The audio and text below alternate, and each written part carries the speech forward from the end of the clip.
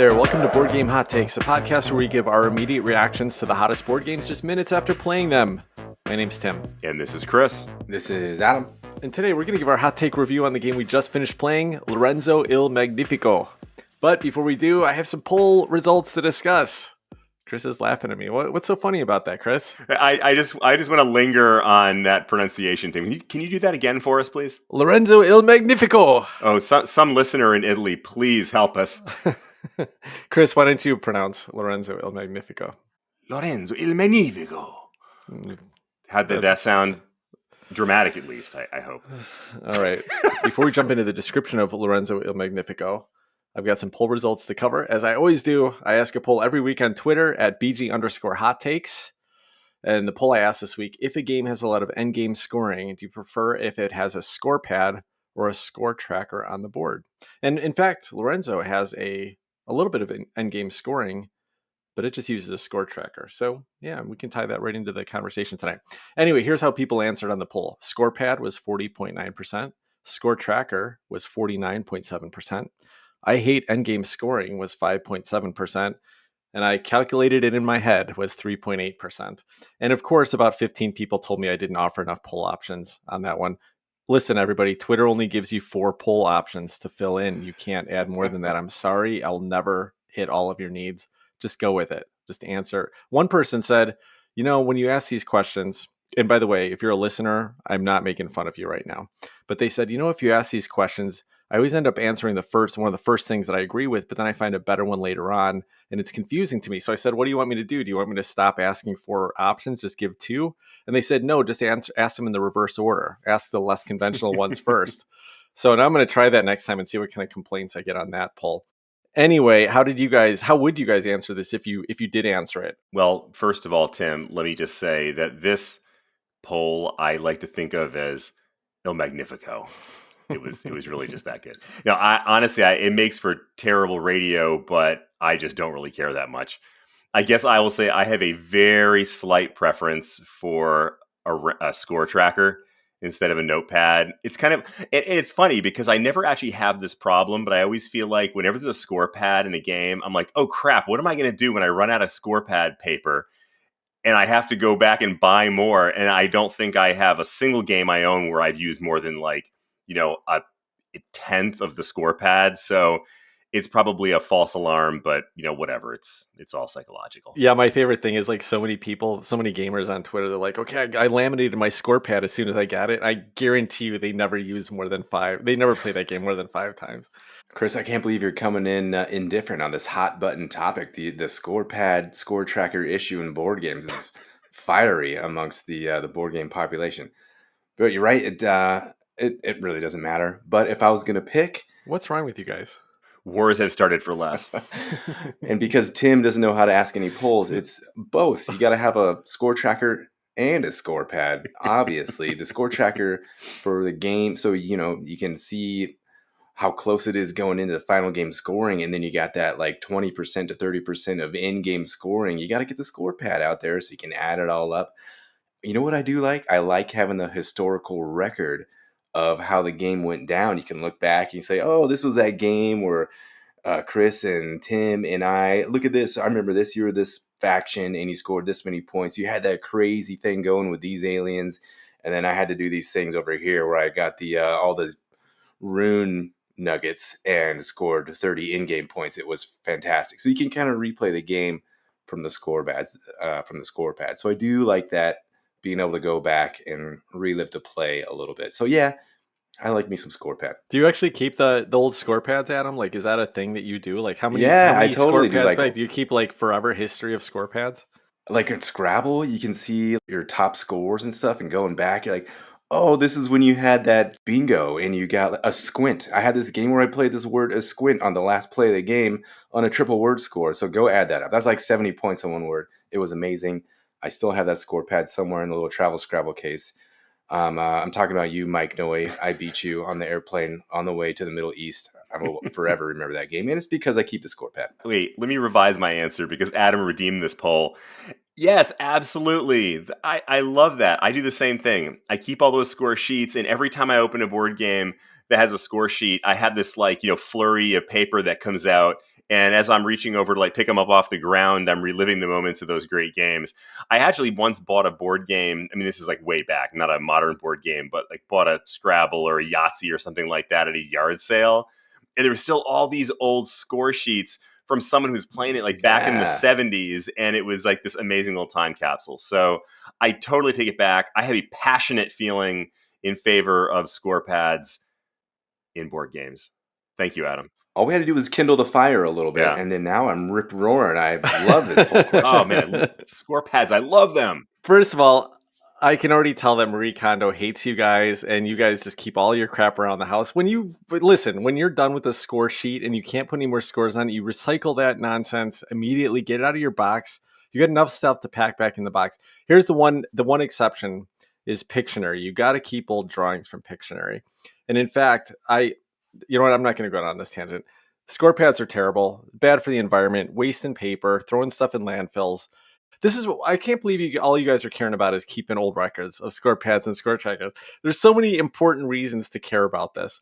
Number one, if you're doing it on a Scorepad, it means you got all this end game calculation to go. Versus on a score tracker, it's like, okay, we go through this one first. Oh, like look to move the marker around a little bit. You're not just like writing down on a Scorepad. And I love that. I love watching the marker moved up. Oh, he just jumped ahead. Oh, wait, she just moved ahead there.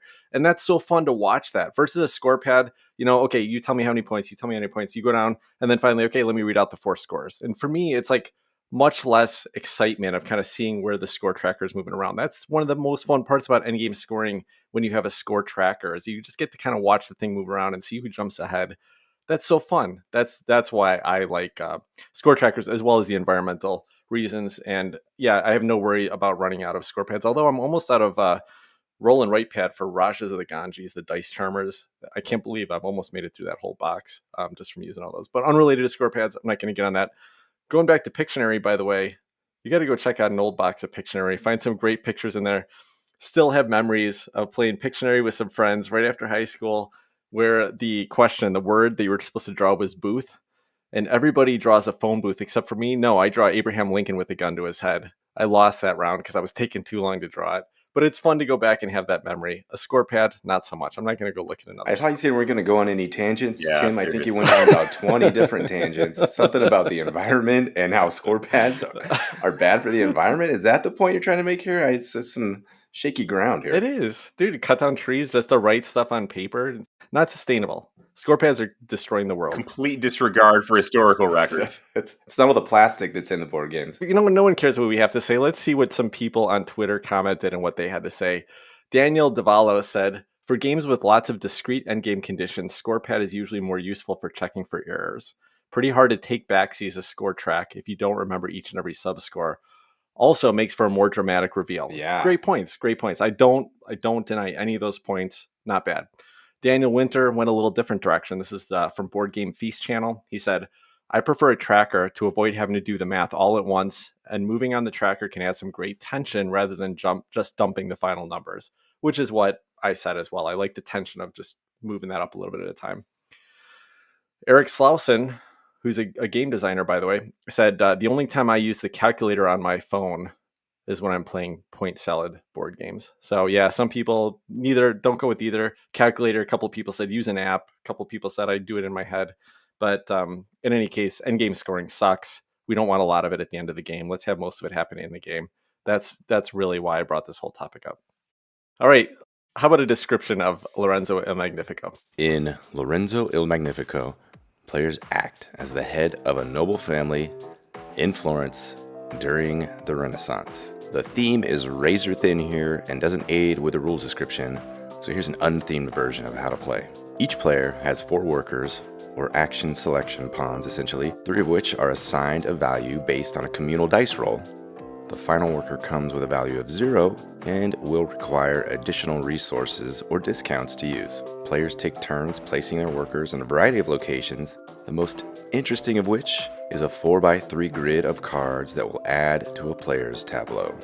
Most other spaces generate resources or activate a specific row of a player's tableau. After all players' workers are expended, the cards are refreshed, workers are returned, and the process is repeated for a total of 6 rounds. Points are accrued in many ways. including the building up of a player's tableau itself, certain cards from that 4x3 grid, and the Pope track, which also generates penalties if ignored. Lorenzo Il Magnifico was designed by Flaminia Brasini, Virginio Gili, and Simone Luciani, with art by Clemens Franz, and is currently published by Cranio Creations, and was originally released in 2016. All right, welcome back. So we just finished the game of Lorenzo Il Magnifico. This is about my, I think, 4th or 5th play of it at this point. Tonight we played on Yukata. Nobody knows how to pronounce it. Online platform, but we played it I played it in person. Chris, you played it in person one time with me as well. So we got a few games. This was Adam's first play. He joined game night tonight and said, "Guys, I have no idea how to play. I didn't read the rule book. I didn't watch anything," and I was able to give him a teach in about 5 minutes while we got started. So why don't we start with you, Adam? What do you think of your first play of Lorenzo Il Magnifico? What was your favorite or least favorite mechanism? It's got to be the comboing here. I don't know. It's hard for me to pick a favorite mechanism. Because you have so many favorites. Like the production, they're all so bland. They all just kind of blend together. Cat's out of the bag, isn't it? Wait, Adam, when you're talking about the comboing, do you mean like the engine building, like running your engine after you built it? That's right. Is that what so you mean? yeah, I got this card, and look, now I can do this thing and this thing and this thing. And look, I bought this other card that lets me activate this thing from this other card because I did all this stuff earlier in the game.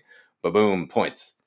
So that is what I mean by comboing / engine building / tableau building. That's what happens here in Lorenzo. And there was aspects of that yes, I got some enjoyment from this game. You guys are just combative tonight. I can tell already. And now I feel like I'm going to have to get on the defensive here, but I don't even need to get defensive because this game is amazing. And here's one of the things I really like about it. Aside from all the great tableau building choices, I'm going to start with my favorite piece. The thing that I think is genius about this, right? It's a little bit of a mix of worker placement and tableau building. And you talked about this already. You know, there's 2 different production tracks where you can build up. I think one of them is called the harvest track and one's called the production track. But in order to activate them, it's not like they just run automatically, right? You got to build up these things, but there's a worker placement space that you have to activate in order to actually trigger your production. And in a 4-player game like we played tonight, one person gets to do it and just do it at their pip value. It's complicated. Go read the rule book. You'll understand what I'm talking about. But if anyone else wants to do it after that, they have to take a big hit on which actions they can trigger in that. And I just think it's such a fun, tense decision because it's like, do I go and buy another thing for my production chain this turn? But if I do, someone else might take that production action first. And this game is just full of tense decisions. Like every single turn I took in the game, I felt like this is a tough choice because if I do this now, someone else is going to take another thing I could want to do. So I'll start with that. I think that triggering the production and the harvest chains are a really fun and interesting part of this game. So that's my favorite mechanism here. I'm going to mention a good and not a bad, but a frustrating. The good is the action selection mechanism. I love this thing where you roll the dice. There's 3 different colors, and then the pip value of each one amounts to the same thing as what was on the dice, and then you get to place that worker out in the appropriate space. But that each time we're taking the collective roll and then working off of that. I think that's actually really clever. I think it's a lot of fun. I think it's really interesting. On the downside, there's this dynamic that I know it's not exactly feeding corn to your people, to use a Sulkin analogy. But, well, actually, let me go back for a second, because there actually is one of those too. You have to feed the Pope, I guess. And so that's one piece of it. But it feels to me like you're constantly running up against this feeding thing, because everything you do requires a whole slew of resources. You got rock, you got servants, you've got stone, you've got wood, blah, blah, blah, this and that. And every time, the number of times I went, oh man, I'm one short of this thing or that thing, so I can't do a move. I know that's not the same thing. That's resource management. That's not the same thing as feeding your troops. But it just felt like I was constantly doing that, on top of the fact that I constantly had to make sure that at the end of every 2 rounds, the Pope was fed too. So I like the action selection mechanism. I don't love feeding the Pope. One thing that was interesting to me that came to my head as you're describing your thoughts about the game, Chris, was that action selection mechanism, the 3 common dice, and everybody gets to use their color to do the thing. So the dice are like your your base. And what you're going to do, you're going to add onto that with either your money or what you're going to build on top of that base. So if you're in a position, if you set yourself up and manage your resources in order to build on top of those dice the best throughout the previous rounds in the game, that's what allows you to that's what gets you the advantage over the other players. You can take a better action with the same dice if you've set yourself up to have the more resources to supplement that dice. So that's kind of a unique, interesting mechanism from this game that I thought was pretty neat. Adam, I know you don't generally like dice action selection or dice worker placement, but did this work better because it was a shared pool? So in other words, you couldn't accidentally be screwed. Like, was there some reason why you didn't? Because I never heard you complain about it all night. Now we got a lot of high rolls as well, so it could have been different if the rolls had been worse in this game. So right, yeah, this game is less about what the value of the dice actually are and having to mitigate that. It's more about what resources you've garnered before and what action you Yeah. can do with the dice that are out there. Yeah. All right. Well, here's another thing that I really like. So what Chris was talking about, he doesn't like defeating the Pope thing. I like a restrictive game that's challenging, that's tight, and this does it really well with that forcing you to have to pay attention to the Pope track. Now, the cool thing about that decision is that you don't have to pay attention to it, right? You can look at the negative benefits in each of the 3 rounds and say, do I care about that, or should I work around that? Should I ignore this one thing so that I don't have to worry about that and I can focus on other things? And I didn't do that tonight, and I should have, because like the first round, I spent a lot of effort trying to catch up to that, get to the third round in the Pope track, the church track, so that I wouldn't get a negative on my yellow, action, the production action, right? Except I didn't buy any yellow cards, so I could have just ignored that and said I'm going to ignore that the rest of the game. And I think that's a fun choice. I think it's pretty cool. I think it's hard to meet that thing, but you don't have to do it every turn. Or you could see like, hey, in the final round, just ignore the green. Don't build up a green production engine, and you don't have to worry about the negative points on that. And then you can forget about it in the last round. I think it's a really fun decision to play around with. I'm excited to explore it more. I think that was a really fun part of this game.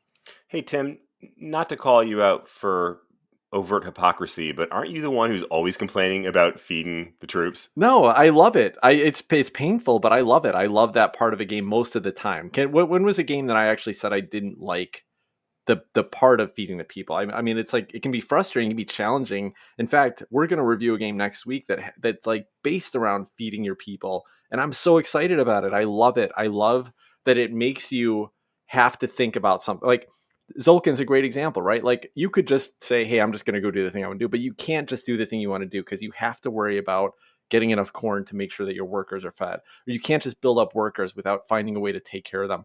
I love that it puts that restriction. It makes you have to do something you don't want to do in order to make it more challenging to do the things you want to do. And that's one of the things I love about the Euro board game. And I think when there's not a tight restriction that kind of makes you have to do something you don't want to do, I think it takes some of the challenge, it takes some of the fun, the puzzle away from it. Yeah, I love it when I have to do things I don't want to do. Adam, am I crazy? Is this am I not am I hearing things here? I mean, am I remembering this wrong, or does he complain about that very thing he's now saying he loves so much? Tim flip flops so many times I can't keep track of what he said. I don't remember a game where I said that I hated it, but it's possible. There could be a game that it really rubbed me the wrong way, but not in this game. I think it's genius. I think it's brilliant. Fair enough. A mechanism that's missing for me, or an aspect of the game that's missing for me, is the player interaction. Tim, you said you like, I think this is your jam. This is one thing where I think we differ a little bit on games. You like where the interaction is, which decision do I want to do first? What action, what card do I want to take first? A kind of a race to get cards. And is that going to be the most important thing for me to do right now at the possible penalty of somebody taking that card from me before it comes around to me next turn? Yeah. So that's something that's not super exciting for me. And this game is a lot of that. So, there's refreshes after, I guess, 6 actions, 8 actions per player. Everything's going to refresh and you have a chance to get in. You can determine your player order. So there's a little bit of interaction with, I'm going to go first next round. I have first crack at the cards that are coming out. It's the same mechanisms I've seen before, and that it doesn't do much for me. But I know for you, Tim, that's something you really enjoy. Yeah, I hear you, Adam. I know that you don't like this. This is the exact amount of player interaction I want in a game, meaning that I don't want you can almost not. Like you can. Like there was a turn at the end of the round where we said, "Hey, if we stop Steve from getting that one cross card, he's going to lose the 20 points for his green production because he can't feed the Pope or pleasure the Pope or whatever." And so like there's minor moments there where you can say like I know somebody wants this thing, so I'm going to take it, but that's not what I want in a game. I don't want it in a Euro game at all. What I want is a game where every decision is challenging because if I don't do it, someone else can do it. They may not. They may, and hopefully they don't do it because they can block me, but they do it because there's the risk of it. And so it's a very tight and tough choice. And I love the toughness of that choice. And when is it, am I making the right choice by doing this first versus the other thing?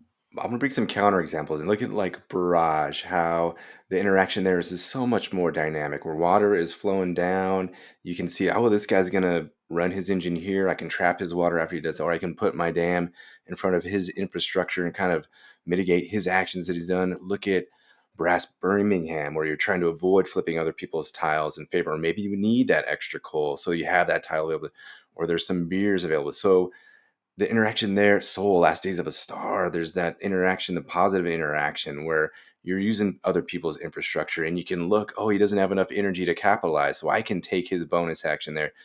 There's so much more dynamic interaction than just waiting to see if someone's going to take the card that you wanted to take to help you out. It's different. So It's different, and I totally hear you, but see, Barrage is a great example. What I love about Barrage is the tightness of like, hey, do I take the action where I can build another building so that my next production's stronger, or do I take the production first before someone else does, and then they get the stronger benefit for it? I like that part of Barrage. What I freaking hate about Barrage is when I build a dam and the infrastructure support it, and then someone builds a dam directly above me. That's not good that's not fun interaction for me, but it's fun interaction for you. So it's like it's different, and it's completely changes what's fun for each of us. That's us, man. That's the reality of who we are. Oh, okay. I want to say something here, but Matthew, before I do, I actually want to go back to Adam for a second, and I want a clarification. Are you saying that you don't think there's enough interaction in this game, or you don't like the nature of the interaction? probably both. There's not enough interaction, and then the nature of it, like the type of interaction that it is not super appealing to me. Adam's saying it's not mean enough interaction. You can't intentionally hurt somebody. That's what he's saying. That's what he's saying. No, it's I'm not sure that's what he's saying. it's uninteresting interaction. So your mean, Tim, is my like interesting choices. Barrage, again, going back to that. You put a dam down here and thing down here. Of course I'm gonna put a dam in front of you. That just eliminated like two of your actions that you just did. Now you're gonna spend the next couple of rounds playing catch up. That's your mistake. Not That's fun. your It's not mistake fun for me. building right there in the first place. You know that's a bad spot. You know that's just a waste spot to put an extraneous building out so you can get a dam from your player board out later on. It's only a bad spot if you're a jerk off and you like take that Wow. spot ahead of me. That's all right, children. All right, children. No, I want to split them. I want to split the middle here, and I do get what you're saying, Adam. I don't find that particular type of interaction, oh man, do I draw this card before someone else does?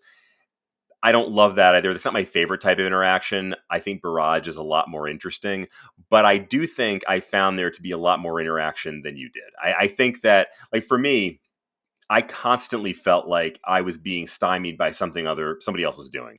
I don't know if it was intentional or not. It might very well not have been, but I don't know, at least a half dozen times in this game when I had a strategy and I was getting ready to move forward on this thing or that thing or the other, and then someone would take that and I'd have to completely recalibrate my strategy, which can be frustrating or an entertaining puzzle depending on how you look at it. So I do agree with you. That's not my favorite type of interaction. I like something that's a little bit more direct, but I did think that there was a pretty healthy dose of interaction in this game.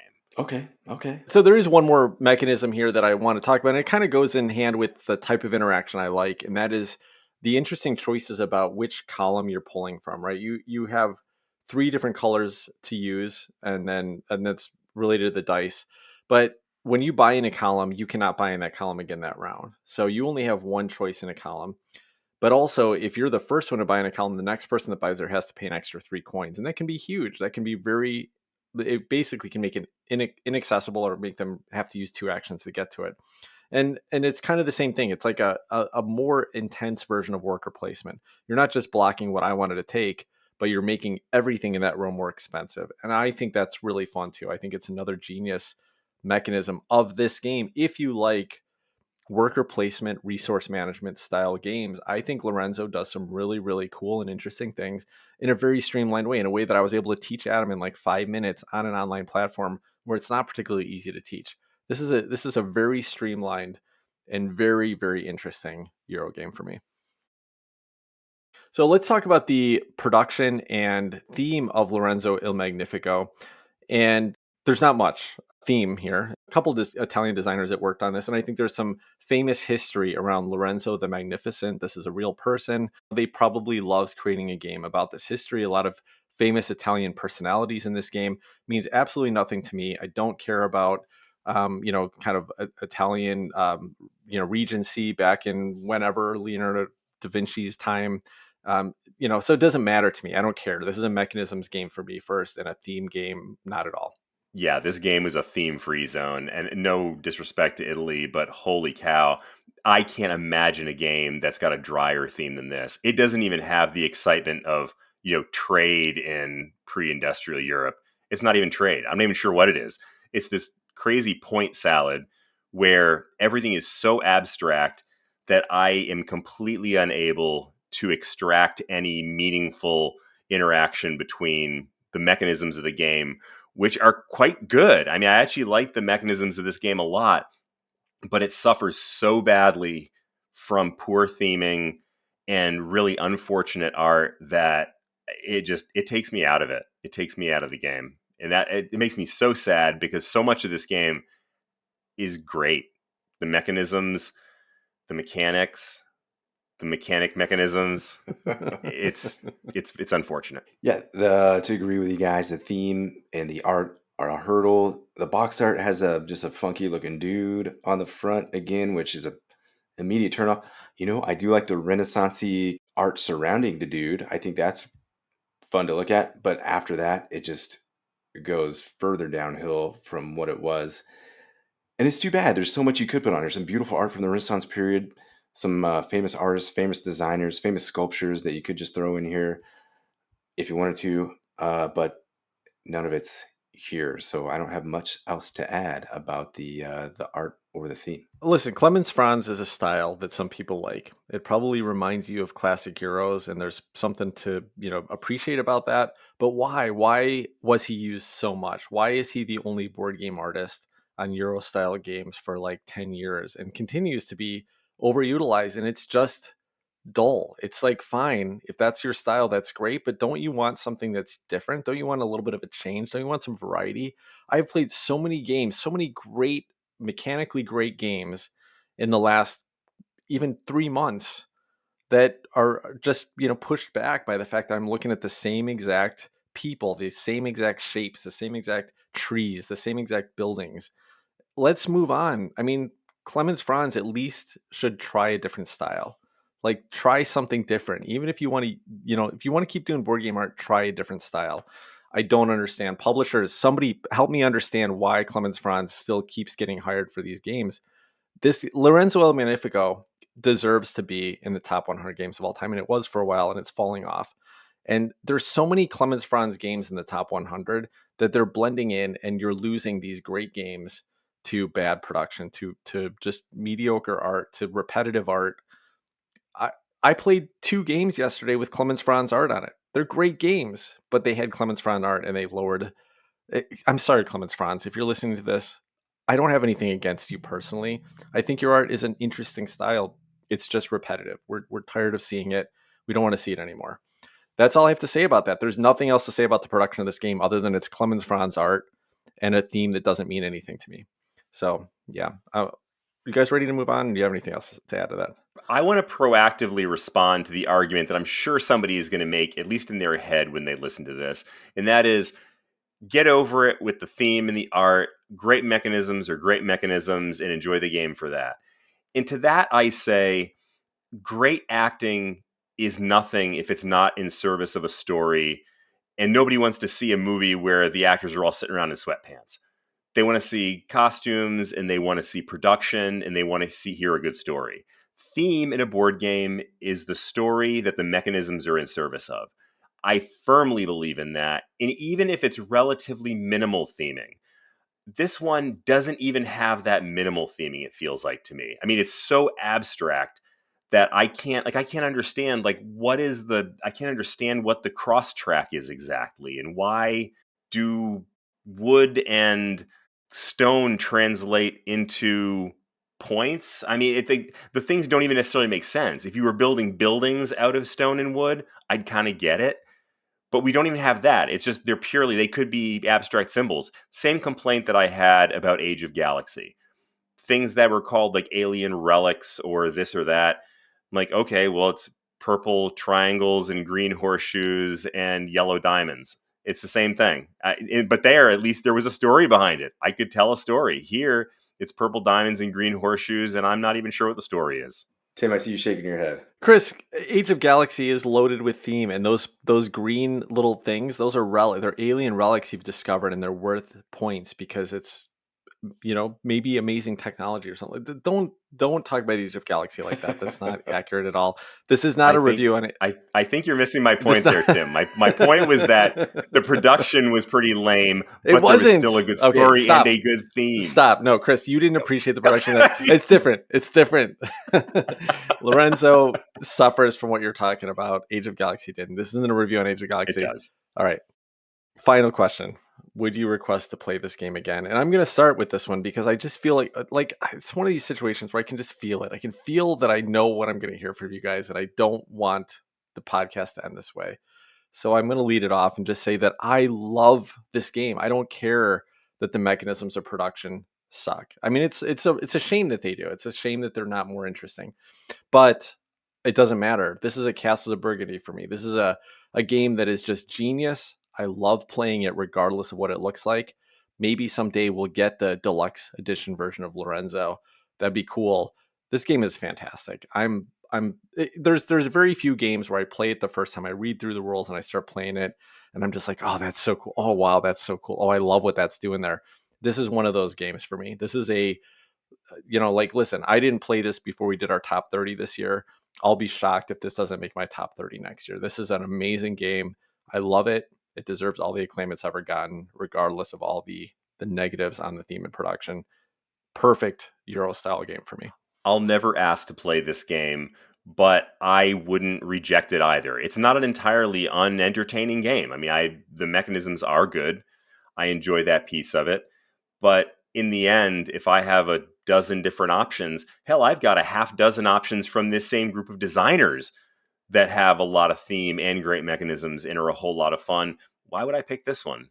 Yeah, I'm with you, Chris. I think I'm in the same boat. I don't think I would request to play this one again, but sure, I'd play it if it was around. Tim's going to bring it out, and I like to see the real life, the ugly production in real life. Why not? I'd happily play this one with you, Tim, but again, it's not something I'm going to request. Yeah, fair enough. When you buy the game today from Cranio Creations, it comes with like all the expansions that it released. And there's a couple interesting things. I thought I'd just mention those really quickly and see if I haven't played with any of them, but I thought I'd see what you guys thought of them. One of them is that there are unique player powers, but it's kind of funny. Aside from having unique player powers, there's this bidding mechanism that you do at the start of the game. So you have, let's say that it's 3 of us playing. So you'd put 3 of these player powers out, and then you put this little bidding track underneath. And the bidding track shows at the bottom a whole bunch of resources. That's going to be your starting resources. So you could place a little worker on the bottom of the track, and if nobody else outbids you, you're going to get that player power, but you're also going to get all the resources at the bottom. But someone else can take the next step up on that track, which is a little bit less resources, and now they've outbid you. And so when it comes back around to you, you now have to move your worker to one of the other 3 characters or move higher up on that track. And so whoever ends up when all 3 players have ended on one of the tracks, then that's when you stop.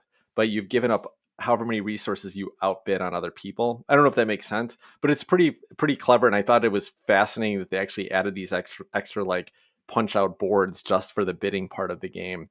But it could significantly change how much you start with. I think that's kind of neat though, because it's like, hey, if you're worried about balance in asymmetric powers, here's a way to fix it. The other thing is that there's this sideboard, this other module you can play with, this sideboard that has like 4 more card pieces in, and they're generic.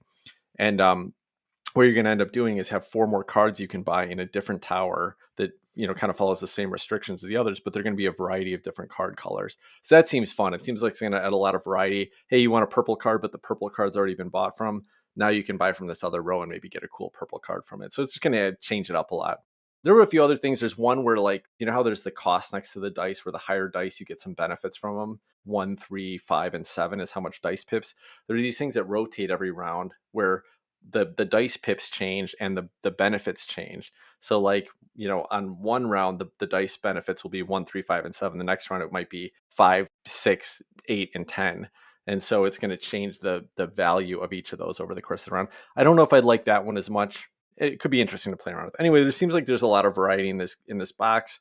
This is a game I feel like I'm going to be asking to play for a long time, and I think the expansions are just going to add to that. I'm going to hold out for the space expansion. All right. Well, I think that will wrap up our conversation on Lorenzo Il Magnifico. Let's talk about some Lorenzo-themed cocktails and some games that we've had on our table right after this.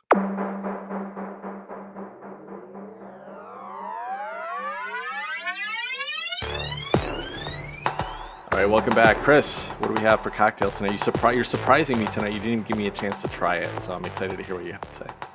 I know I completely forgot, and I'm sorry you had to miss out. But before I get into tonight's drinks, a quick programming note.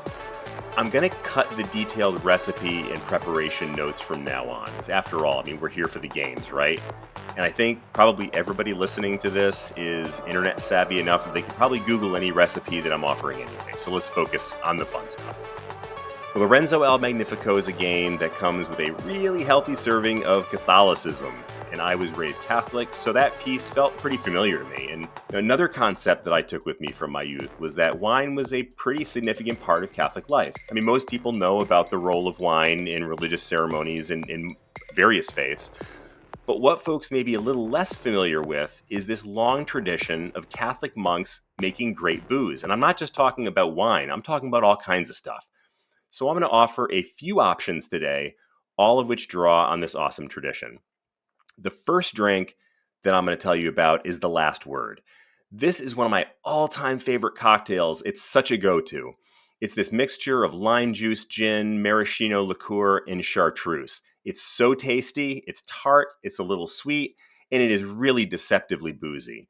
It's a pre-Prohibition classic, so it has a really long history, but even more interesting than the history of the drink is the story of its star ingredient, green chartreuse. The Carthusian monks have been making this delicious spirit for over 200 years in France, and to this day, that's the only place that it's made. And the monks are the only ones who have the recipe. Chartreuse is this delicious herbal flavor that was originally thought to have medicinal properties, which actually seems to be a pretty common backstory with a lot of old-timey alcohol. But ultimately, folks liked the flavor enough that they eventually started drinking it for fun, and a legend was born. Personally, I just love thinking that every time I'm drinking a Last Word, I'm tasting the work of monks half a world away. But if you don't want the hassle and the expense of getting an exotic ingredient like chartreuse, you can capture some of that same magic by picking up a good Trappist ale. Like chartreuse, this amazing ale is made only by Trappist monks. To be clear, there are plenty of ales made in this style, and they actually had quite a run a few years back as the it beer for hipsters. Maybe still are, because I'm not a hipster, so I don't know. But not all such beers are authentically Trappist. In fact, there are only 12, count them, 12 certified Trappist breweries in the world, and they have to be made by monks. Sadly, the only one that's in the United States is Spencer Brewery in Massachusetts. It just announced the decision to close its doors, which to me is incredibly sad. But anyway, that aside, beer in these styles that are not made by monks are called abbey ales and are available pretty easily. But the real deal is also out there and pretty accessible for a few extra bucks if you want it. Finally, if you're day gaming and want something to splash in your coffee that's really tasty, try a little bit of Frangelico. It isn't made by monks, and it's probably more legend than fact, but this hazelnut liqueur from Italy was supposedly created by monks way back in the day. The eponymous Fra Angelico, or Brother Angelico, in fact, is what the drink is named after. In fact, the bottle is even in the shape of a friar, so how cool is that? So in Lorenzo, you may be trying to please the Pope, but whatever your religious persuasion, you can count on the Catholic distilling and brewing tradition to please your palate. Chris, these all sound amazing. I love a good Trappist ale or Abbey ale, but I want to try the other ones as well. And also, just so you know, you are definitely a hipster. So just go with it. Thanks, man. All right, well, let's jump into some games that we've been playing this week. I'll start. So I'm going to talk about a game that I'm interested to chat with Adam a little bit about tonight because he's played it and didn't seem to enjoy it too much. So I want to talk a little bit about that.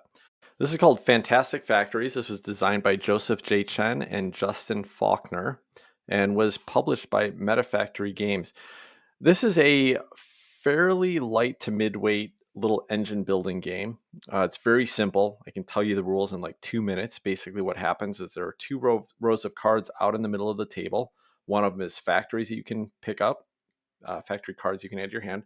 The other is like workers that you can hire. And then right above each of those workers is a little symbol that represents one of the 4 symbols that are on the factory cards. At the start of the game, everyone starts with 5 cards in their hand, which are going to be a bunch of different factory cards, and they're going to have some of these symbols. So at the start of each round, each person is going to take turns either picking up one of the factory cards, just adding a free card to their hand from this tableau, or discarding one of their cards that matches the symbol above the worker and taking that one-time action, which might get you some more dice or whatever. But bottom line is that basically what this game is, you're trying to build up a bunch of factories and producing goods out of them. And each of these factory cards that you buy, you'll put them in your tableau when you can spend the resources that are energy and ore. And then you would discard a card that has the same symbol on it. You'd build this factory in your engine. And then usually it has some dice spots on it. So everybody has 4 dice. After you do that first drafting round, then everybody rolls their 4 dice. They place them out on the factories. You've got some starting abilities you can do with dice, but also you can add more factories, and the factories will do different things. Let's say that it says, hey, put 2 equal pip dice on this factory, and then you can get a manufactured good and like an ore. Or it might say put 3 different dice 1 pip apart, so you'd have to put a 2, 3, and a 4 there, and you'll get 2 energy plus 2 manufactured goods. So there's different requirements for these factories to trigger to get you the goods. If you can't trigger any of those, you can use your dice to either get more ore, more energy, or more cards from your starting factory. And it's just this little engine builder where you're adding more cards to your tableau. The game ends when somebody has 10 new factories in their tableau, or if they've produced 12 manufactured goods. But each of the factories have some points on them as well. So then you just add up all the points. Really simple game. That's all you need to know how to play it. So I had a chance to play this a couple times solo first, and it's wonderful. It's absolutely wonderful. It plays quick. You can knock it out in about 20 minutes. Fun little decisions to make. The automa on it is really interesting, where I think it's been a couple weeks since I played it, but I think what it is you basically roll 1 die of each color, and then if it manages to be more than the number of factories they've built, then they get to trigger something, they get some points, but they're going to continue to add those factories. So more and more over the course of the game, they're going to trigger. Runs really easily though, and it's fun. I remember the first time I played it, I barely beat it on like medium mode. So I moved it to hard mode and I'm playing. I was like, oh, I'm doing so awesome here. And then I got to the end game scoring, and the Automa beat me because even though I produced a bunch of goods, they had a bunch of higher point factories in their city. So the solo mode was great on this, and I love it. And I think this is going to be one of those like 1 deck dungeon, simple little like quick, just I can play in 20-minute puzzle games for me to play solo. But I got a chance to play this multiplayer this weekend. And one of the things I was worried about when I learned it solo was, how interactive is this going to be? And this is not like Lorenzo level interactive. It's like, is there any interaction at all? Does what my opponents do have any impact on what I'm doing? And the answer is absolutely not. So I play this 2-player, and there's absolutely nothing that happens that my opponents do that impact what I'm doing, other than they can draft a card out of the middle of the row. Most of the time, they're not going to make a decision based on what you want to do. So it's almost not impactful at all. But the reality is it was still fun. That when you're taking your turn, everybody kind of does their little factory actions, their dice placement actions at the same turn. At the same time, it takes like a minute. It's like so quick. The rounds are super quick. The decisions are fun. This is a fun activity to do with somebody else in the room, but it is not an interactive game at all. So I think this is a great solo game. I think it's a fun, short activity to do with other players, but it's not really a game where you're competing or interacting in any significant way. You're just doing your own thing. And if you do it better than somebody else faster, then you're going to win the game. So from that perspective, I don't think you're going to get a lot of interaction here. I do understand that the expansion that came out is supposed to add some more interaction. I don't know anything at all about it, so I'm not going to speak to that. I will say, though, that I really like the game still for both situations. I think there are times when you just want some time to sit down and just do a little puzzle with somebody else in the room. You're being social. You're not being mean. You don't have to think hard about this. Just sit down and play this thing. I think there's a spot for it, and because it's so short, it's okay that you're not getting a big epic event out of it. So this game is actually going to stay in my collection, and I have a very tight collection. So I want to reinforce. I really like this game. I think it's great, but it's a very specific niche, and it's not going to be a fit if you really are looking for something where you're interacting with other people. But Adam, you had a chance to play Fantastic Factories. What were your thoughts on it?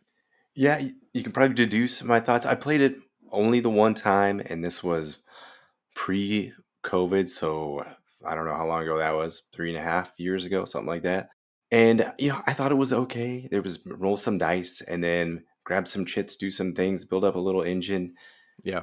And like you said, Tim, there's just no interaction. I was like, I went to this meetup to play a game and interact with people and like have some fun. And everybody just ended up doing their own kind of thing after rolling dice. And somebody would say, "Oh, look at this crazy card that I got," or like, "Oh, you drafted the card that I wanted to get." And then the game was over after 20, 30 minutes.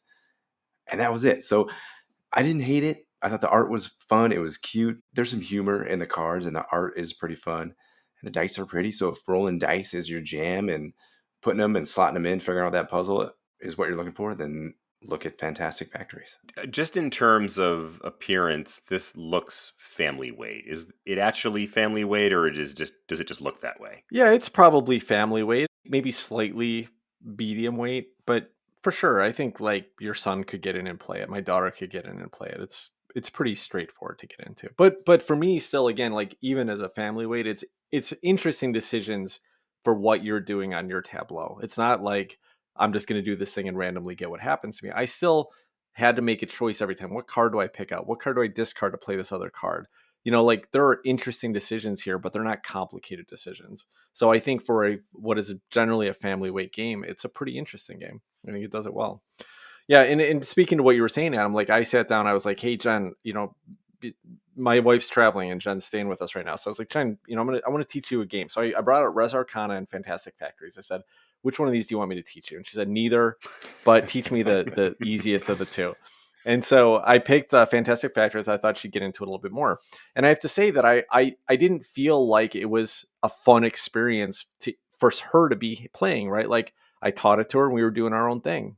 And so we got done with that game and I was like, okay, listen, I know that didn't seem really exciting. Do you want to try it one more time just to make sure you got the hang of it? And she's like, sure, I'll play it again with you because it's like 20 minutes, right? It's super easy. So we finished playing it again and it was still kind of the same. It's kind of like, well, we just did this activity for a little bit. And I had fun doing my activity, but we weren't really doing anything together, right? We were just doing this thing. But at the end, she said, I think Danielle's going to like this and I'd be happy to play with you guys again. So it's kind of one of those things. It's like, I think this is going to be a great game for me and my wife when it's like we're exhausted. It's like a Thursday night. We don't want to sit down and watch some TV. We just want to like kill 20 minutes before we're ready to get into bed and read or something. And this is a great game to do that. It's not combative at all. It's just a fun little activity you can do with somebody. I think it's great for that. And I don't have many games that do that. And I don't want many games that do that. But I think having one game that does that, this is a pretty good hit on it. I'm going to go off on a quick tangent here and mention that this game suffers from something that a lot of games do these days. And I was talking to you guys about it earlier tonight. And that is pointless subtitles. The actual name of the game appears to be Fantastic Factories Build, Train, Manufacture. Did they need to have the build, train, manufacture in there? Does that actually add anything or explain something that I didn't know otherwise? I mean, would I have been confused and thought, well, this is a training game. I like that, so I better get it. Another example that you talked about, it was a week or two ago, Caverna, the Cave Farmers. Did you need to have the Cave Farmers in there? Or did you need to have Caverna in there? You definitely didn't need to have both. And I don't understand that. Chris. Or okay. Eclipse, Second Dawn for the Galaxy. Why couldn't it just be Eclipse. Well, the first one was, dude, but that was the second edition of it. So they were trying to make it a more interesting second edition. But going back to Fantastic Factories, that is not a subtitle. It's just something that they printed on the box. If you look at this, the name of the game on Board Game Geek, that is not the subtitle at all. So the definition of a subtitle is something that's printed on the box underneath the title. No, it's not part of the name. It's just some words that somebody put on there to sell you. They shouldn't have put it directly in the title. They should have put it lower on the box so you kind of knew what you were doing there. It's not a subtitle, just FYI. I don't want poor Joseph Z. Chen to be picked on for a choice that he didn't make because it's just a bad it's just a bad UI. It's a bad graphic design decision. It's not a subtitle. And I am not picking on anybody. I am saying nothing about the game itself. It might be a wonderful game. I haven't played it. I don't know. I want to scream every time I see another pointless subtitle in a board game name because there's so many of them. I just don't get it. Hey, can I tell you a funny example that reminded me of, though? There was this movie called The Edge of Tomorrow. I don't know if you guys saw this. This was Tom Cruise and what's her name? Emily Blunt was in it, right? I actually really like it. It's a fun little sci-fi movie. And it didn't do well in the box office. Really cool movie, really interesting stuff going on, but it didn't do well. But it had a subtitle on the box itself. So it was Edge of Tomorrow, and then it was like the advertising they did, and it was like Live, Die, Repeat, right? And when they started putting those posters up, it got people more excited. So then they re-released it like a year later or 6 months later, and they changed the name to Live, Die, Repeat. And it actually did much better with that title instead of the original title, which I think is nonsense because I think Edge of Tomorrow is a very cool name. I think it's a great movie. If you haven't seen it, go check it out. Moving on. Adam, what have you been playing this week? What's been on your table? All right, I'm going to talk about a game that I mentioned on previous podcasts, but I actually got a chance to sit down and play this one. This is Cafe. Designers listed here are Costa and Rolla. Artist is Marina Costa and publisher is Pythagoras. I had a blast playing this game. I took it on the road with me. I played it three-handed solo. And what you're doing is you're drafting these cards, these big sort of, imagine the planning pads from Smartphone Inc. It's a 2x3 tarot size, maybe slightly larger than tarot size card with these different symbols on it. All of these symbols represent different actions. And what you have to do is plan out the way these actions are going to resolve. First thing that's going to happen is for every coffee cup that you have on these planning pads, that's how many actions you get. So yeah, you want to get these coffee cups so you can have more actions. But then you need to harvest these different varieties of coffee represented here by 4 different colors. There's 4 different types of coffee, 4 different beans. Then next you have to roast those coffees. That's one of the actions that's going to happen too. Then you have to grind those coffees. Then you have to blend them. Then you have to ship them off to the location where they're going to get consumed. First person gets to look at 3 cards. Boom, they pick one. You get a choice of 3 each time. And the ones that don't get drawn, those get discarded. So there's a set number of cards in the deck that you're going to see. So you take that, you add it to your first card. You have to cover up at least 2 of the spaces on your previous card, but no more than 4. So you're like already like, oh no, I have to give up some of these spots that I worked so hard to get. Oh, this is so frustrating. And then it's like it becomes like a tile placement game. If you have 2 of these harvest actions together, they activate both with one action. If you have 5 of them together, they activate all with one action. So you're trying to organize these in such a way that you're taking efficient actions. 2 roasts together, boom, you get 2 roasts in one action. So you're considering that as you're going through placing these tiles every round. So it's a logistical puzzle, a tricky puzzle, a little bit of a spatial puzzle. I absolutely loved this game. It was tight. It was hard for me. It was thinky. Maybe trying to do it with 3 people was too much work for me. I should have just tried it with 1 person. There is a solo mode that I should have just done that. But I think this game is fantastic. Have you guys looked at it? Any interest in trying this one? What do you guys think of the mechanism? Does it make any sense the way I describe it? Kind of. I'm curious. Is there an interaction though? Is it any different than Fantastic Factories as far as like what you're doing is interacting with other people? Because it sounded to me like maybe not so much, but maybe I'm missing something. There is an auctioning variant here where each person is sort of a rotating grand roaster. And you start out with if there's 3 players, you put 4 cards out there, and then you're going to auction off, you're going to bid to get that primo card. So you have to kind of decide how many resources you want to bid to get the preferred card that'll help out your engine or hurt somebody else's engine by them not being able to get it. So that's the only bit of interaction here is there's a variant with an auction. Do you think that you would like playing this with multiple players more than you like Fantastic Factories? So it's tough to say. I Okay. had the one play of Fantastic Factories 3.5 years ago. I've had the one play of this three-handed solo. It'd be fun to get this one out and match wits with Sarah on it and see how it goes. Yeah, sure. Different puzzles for different people. I think I enjoy the spatial puzzle of trying to organize these cards and link up multiple icons to link together the actions and get the most production out of taking a single action on the card. That's a fun puzzle to me. Interesting. Anyway, so Board Game Geek has this listed as a 2.0 weight on it, which is pretty, reasonably light. So it was interesting. You said it was a challenging puzzle. It was thinky, so probably easy rule set, but tough decisions, and that's great. Like that's potentially a lot of fun. And that's exactly right. I think the puzzle was way harder than I expected. 'Cause I did see that 2.0 weight. Easy game to learn. So that's all I can think. The rules overhead, super duper light. But then the puzzle is tough. Yeah.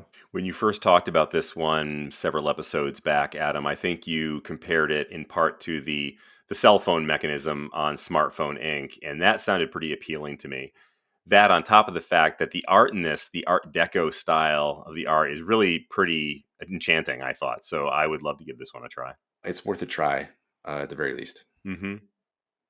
Before I jump in and talk about what's on my table this week, or my virtual table, to throw a little teaser in there, I want to go back to my kvetching about the board game names. Because I actually, while we were talking, I Googled really dumb board game names. And there's a great article on BGG about the best and worst names in board games. And one of the categories they use is the dreaded colon. And the author makes exactly the same point that I did. A few of the examples they gave were Tainted Grail, The Fall of Avalon, Cerebria, The Inside World, and Caverna, The Cave Farmers. Oh, as well as Through the Ages, A Story of Civilization, which I'm actually going to be talking about here in a minute. And in one particularly bit of high comedy, they talk about the two-player variant of, or the two-player expansion of Caverna called Cave versus Cave. And they say, quote, "If I'm ever dumb enough to get sucked into a 6-player game of Caverna, I'm going to dub it Caverna, Cave versus Cave versus Cave versus Cave versus Cave versus Cave versus Cave." That's all I'm going to say about that. So on my table this week, I've been rekindling my love of the game Through the Ages, A Story of Civilization. And this is a game that Adam and I had been playing a while back, and I'm not sure why, but we just sort of fell out of playing it. And I got back into it and have been loving that game again. It's one that I just have such a hard time putting together a coherent strategy, but I so love playing that game. But what it made me really think about was app implementations of board games and just what a hit and miss kind of a situation that is.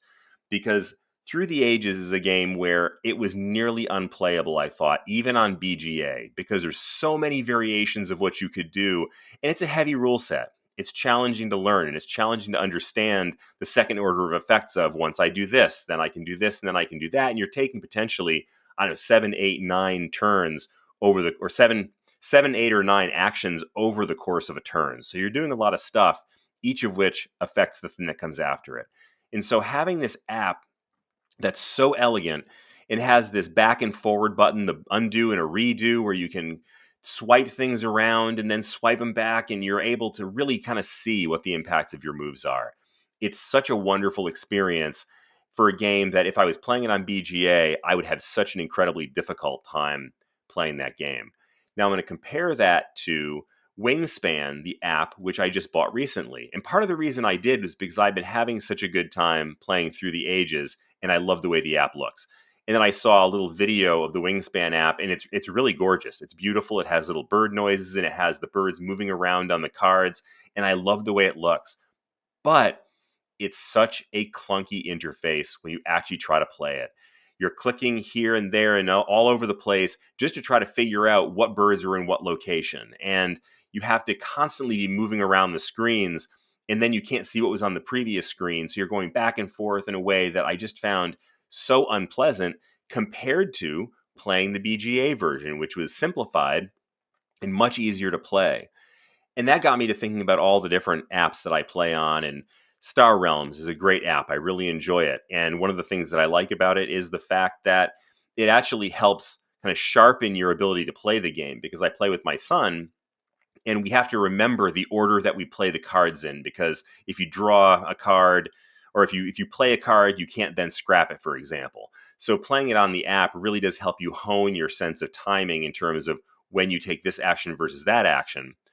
But my complaint about it is that there's no undo button. So I always found that to be quite frustrating compared to the newer upgraded app, or the new app. I guess it's not upgraded because they just put it out, of Hero Realms, which does so many of the same things that Star Realms does, but it also gives you an undo and a redo button that lets you go back as far as the last time that you made some kind of a move that would have had an impact on the game. So if you draw a card or something like that. So my point of all this is just that if you're going to play games on an app, you really have to do your homework, and you really have to kind of see how the implementation works, because it's not just as simple as taking a board game and the mechanisms of that board game and porting them over into a virtual space. You can have apps that really, really knock the game out of the park and make it even more fun, I think, than playing it live might be. I think Through the Ages is a great example of that. And to some degree, Star Realms and Hero Realms apps are great examples of that. There are some that are better off being played on BGA. I love playing Wingspan on BGA, for example. And there are others that you're really not going to get the experience of playing the game without having the board in front of you, and so don't even bother with an app. So it's just an interesting observation, I think, to me at least, on the state of apps out there, because there's so many of them available, and there's such a wild swing in terms of the quality and in terms of the presentation, and frankly, their playability. Yeah, Chris, that's interesting. I noticed we had a chat a little bit this week about how Gaia Project is just about to come out to an app if it's not already out there. And it's a game that we love to play on Board Game Arena. But I had a chance to play the Terra Mystica app, which is Terra Mystica is kind of the precursor to Gaia Project. And the reason I didn't play it very much after one or two plays was that it's kind of the same. It's like you get the main map, but if you want to look at your, the tracks, then you got to click on a different screen and that zooms up. If you want to look at your player board, you got to click on a different screen that zooms up. And it's just so annoying to not have all that information visibly available to you in one spot. And they probably can't do that, right? You probably just can't fit all that stuff on one screen, but it's just not fun to play it that way. And I'm worried about that with the Gaia Project app as well. So it's interesting. You mentioned that about Wingspan as well. I did want to call out two things that you said though, Chris. One is that you mentioned that Through the Ages was more fun playing on an app, but that makes sense because you probably couldn't be less fun. So that's probably perfectly a perfect example. Which one's higher on the BGA Top 100, Lorenzo El Magnifico or Through the Ages? I'm not sure. What's the answer to that?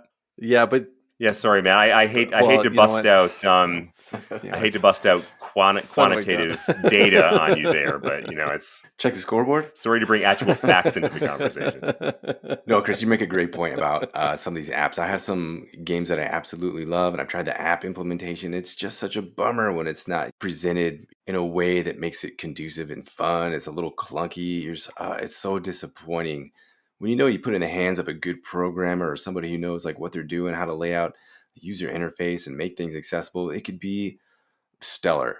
So just a little bit more development with some of these apps in the games would just be cruising right along, so much more elegant. And they've going back to Through the Ages, what a masterpiece of an app. And I'm having such a ball playing this with you. I see we got the original card set go in this game, which is like heaven for me. I've played that so many times. I recognize all the combinations. I feel like you don't have a chance in this one, Chris. Whereas with that expansion card set adds a nice twist. It refreshes the whole game. It makes things confusing for me. I'm not sure how everything's going to work well together. Fun going back and forth. You can also blend them in the app if you want to have a combination of both.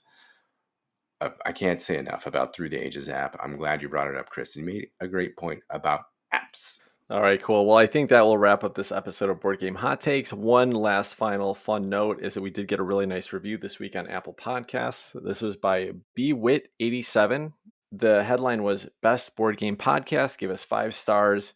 This is the best podcast for board gaming, bar none. They are honest and straight shooters while being funny and chill. I'm easily annoyed at podcasts, but this one has never annoyed me and has always been enjoyable in the dozen or so shows I've listened to. While that is amazing to be called the best board game podcast of all time, I think that's true, but it's great to hear other people think it as well. Also, just keep listening. We'll figure out a way to annoy you. I was going to say, you must not be listening to me very much because I annoy myself when I'm listening. We annoy each other. How can we possibly not be annoying everybody else? That's right. Well, anyway, thank you so much. That was really nice of you. We love hearing these nice reviews. So if you enjoy the show, please rate and review us on Apple Podcasts, or if there's any other platform that you listen to shows and you can rate and review us, do that as well. It helps other people find the show. It gives us some motivation to keep going. We're not getting paid to do this. We're doing it for your enjoyment. We're doing it for our enjoyment. But some high ratings, that also gives us some enjoyment as well. So keep it up. Until next week, take care, everybody. Good night, all. Bye-bye.